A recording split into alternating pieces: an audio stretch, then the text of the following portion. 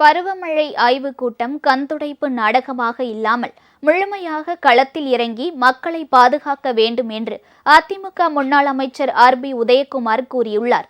மதுரை மாவட்டம் திருமங்கலத்தில் நிகழ்ச்சி ஒன்றில் பங்கேற்ற பின்னர் செய்தியாளர்களை சந்தித்த அவர் இதனை தெரிவித்தார்.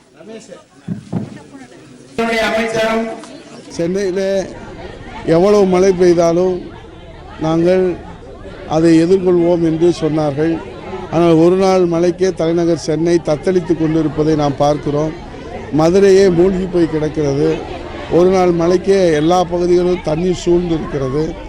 ஆகவே அரசு வெறும் அறிவிப்பு மட்டும் செய்யாமல் வெறும் நிர்வாகத்தில் இன்றைக்கு ஆய்வுகளை மட்டும் நடத்திவிட்டு கண்துடைப்பு நாடகமாக இல்லாமல் முழுமையாக களத்தில் இறங்கி மக்களை பாதுகாத்து உயிரிழப்பு இல்லாமல் இந்த வடகிழக்கு பருவமழை எதிர்கொள்ள வேண்டும் என்று மக்கள் விரும்புகிறார்கள்.